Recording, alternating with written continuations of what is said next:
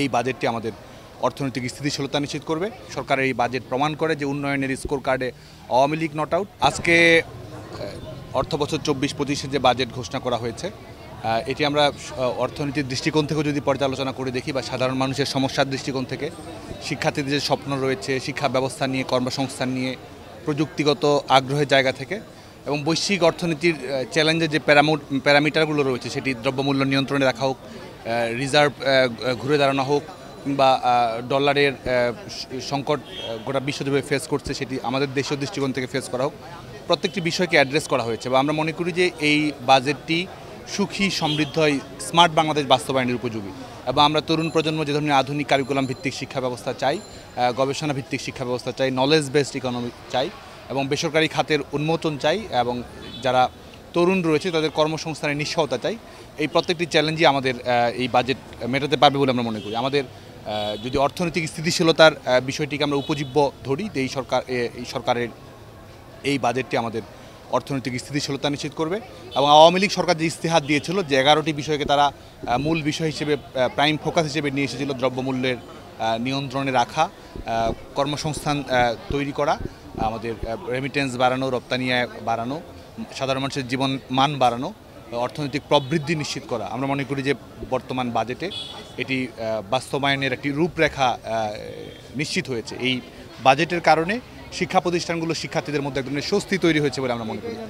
6000 mAh ব্যাটারির one and only power master NextG N73। না, প্রশ্নই আসে না, কারণ আমাদের এই সরকার অনেক বেশি ইনক্লুসিভ, এই সরকার অনেক বেশি শিক্ষার্থী বান্ধব এবং এই আওয়ামী লীগ সরকারের স্পিরিটই হচ্ছে তারুণ্য এবং বিশেষ করে কর্মসংস্থান এবং প্রযুক্তি।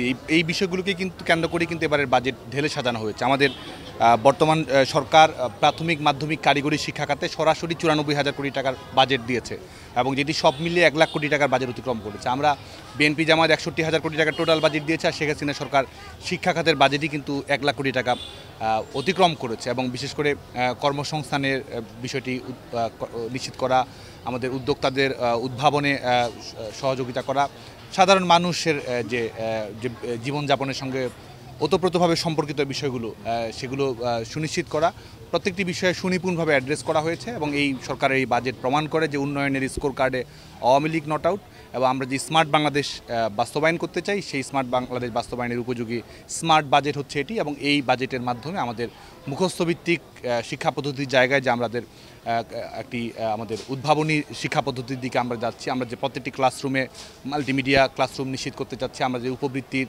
ঢেলে সাজানো হোক, আরও বাড়ানো হোক, সেটি আমরা নিশ্চিত করতে যাচ্ছি। ছেলেমেয়েদের হাতে প্রযুক্তি তুলে দেওয়া হোক, শিক্ষার্থীদের গবেষণার সুযোগ বাড়ানো হোক, শিক্ষকদের অবকাঠামো, আমাদের শিক্ষা প্রতিষ্ঠানগুলোর অবকাঠামোগত সুবিধা নিশ্চিত করা হোক এবং মাদ্রাসা এবং যারা সাধারণ শিক্ষার্থী রয়েছে তাদের কারিগরি ডিজিটাল লিটারেসি বাড়ানো।